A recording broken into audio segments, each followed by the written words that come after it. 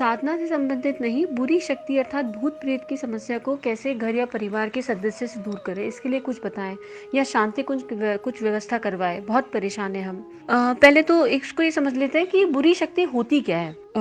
Negative energy, तो इसको समझ लेते हैं। पहले मैं ये नहीं कहूंगी कि कोई नेगेटिव एनर्जी एग्जिस्ट नहीं करती, क्योंकि दुनिया में अगर सफेद है तो काला भी है, अच्छा है तो बुरा भी है ना। लेकिन एक एक जो चीज अभी तक समझ में आई कि रस्सी को सांप भी मान लेते हैं कई बार हम, हमारे भ्रम। और जब एक बार भय अंदर बैठ जाता है तो हमारा जो थॉट प्रोसेस है वो उसी डायरेक्शन में चलने लगता है।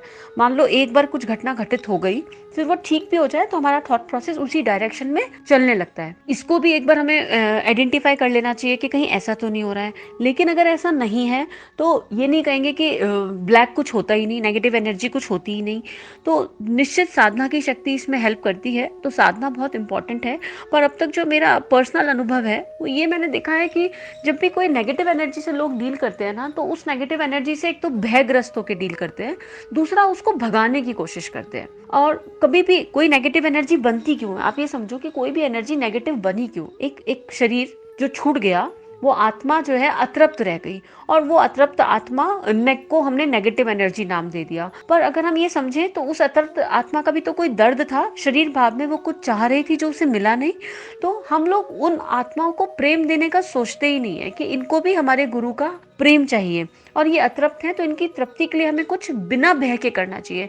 यूजली हम भय में पड़ जाते हैं, और जब हम भय में पड़ जाते हैं, जितना जो आपका मानसिक स्थिति होगी वो हमारा ही सोच उस नेगेटिव एनर्जी को बल देता है। अगर आप गुरुदेव की मरने के बाद क्या होता है पुस्तक पढ़ोगे तो उसमें आपको समझ में आएगा, और एक दो किताबें और हैं, कि हमारा ही जो सोच है, हमारी ही जो थॉट प्रोसेस है, वो उस नेगेटिव एनर्जी को बल देने लगता है।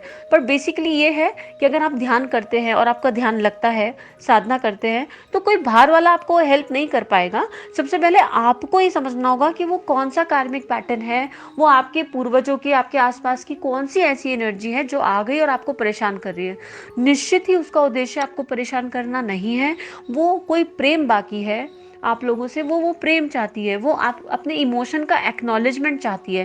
क्योंकि वो किसी भाव में त्रस्त हो गई ना, तभी तो वो शरीर छोड़ने के बाद भी विलीन नहीं हुई। प्रेम का सागर है शरीर छोड़ने के बाद, दिव्य प्रकाश ही प्रकाश है, और उस प्रकाश में लुप्त होने की जगह वो आप लोगों के आसपास घूम रही है। तो आप लोगों से कुछ चाहती है, लेकिन आप लोग सब भय में पड़ गए हैं, और जितना ज्यादा भय उतना वो आपको डराएगी, क्योंकि उसको तो आपसे कुछ चाहिए। जब आप उसे बैठ के प्रेम से समझाएंगे, अगर आपका ध्यान लगता है कि आपको जो चाहिए वो आपको मिल सकता है, लेकिन उसके लिए आपको अपनी यात्रा आगे बढ़ानी पड़ेगी। हो सकता है ये सुनने में अजीब लग रहा हो, लेकिन ये मैं अपने पर्सनल एक्सपीरियंस के बिहाफ पे आपको बता रही हूँ कि कितनी ही एनर्जीज को डिसॉल्व होते हुए प्रेम भाव से देखा है, महसूस किया है। तो निश्चित ये एनर्जी भी बिल्कुल ड्रॉप होगी।